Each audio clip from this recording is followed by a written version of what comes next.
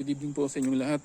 Nimbag nga rabi kada kayo amin na po kakailyan dito Ordaneta ken iti 5th and 6th district ti Pangasinan na po nang nangaruna dagitoy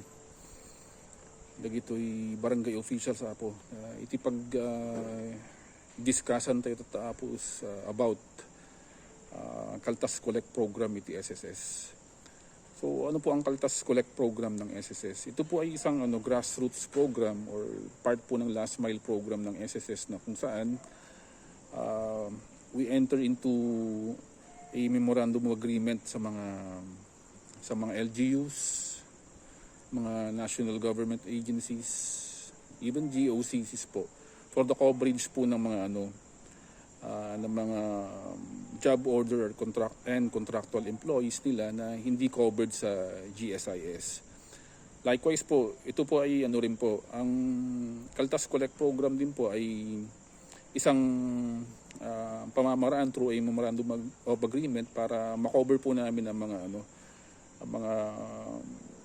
persons working para sa barangay, like mga barangay officials, mga CVOs, at saka mga barangay health workers and all other workers sa barangay. Ngayon po, alam po natin na ang mga job order workers, contract of service, at saka mga workers sa barangay like barangay officials and barangay secretaries, street sweepers sa barangay, CVOs, hindi po sila covered sa GSIS. So for all the years na nagtatrabaho sila sa government for the barangay, wala po silang social security protection. From what I understand, ang meron lang po yata sa kanila is a one-time insurance sa GSIS. So vulnerable po ang mga workers sa barangay dahil po sila, hindi po sila covered or hindi po sila protected ng any pension plan. Ngayon, that puts to risk yung in case of contingencies, wala pong makukuha po yung nila, yung pamilya nila, or in case of retirement ng isang worker sa barangay, even through how many years na nagtatrabaho sa barangay, wala pong pension plan. So ito po ino-offer po namin sa lahat po ng barangay officials, itong Kaltas Collect program.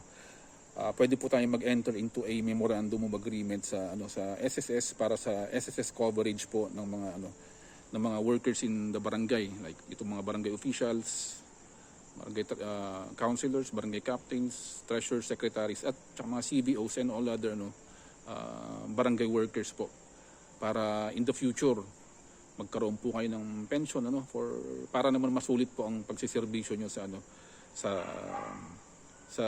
gobyerno. So you may contact us po. This is yours truly po. Ako po si Christopher A. Servas po, ang acting head po ng SSS Ordaneta. Ang sangay po namin ang SSS Ordaneta ang may jurisdiction po sa lahat po ng LGUs po sa 5th and 6th district of Pangasinan po. You may contact us through our email at ordaneta@sss.gov.ph. Pwede niyo po akong i-contact, or si Mr. Marcelino Malikdem. Yung sila po yung section po ni Mr. Malikdem, yung in charge sa mga pagbibigay ng mga orientation seminars sa mga barangays and LGUs para sa Kaltas Collect program.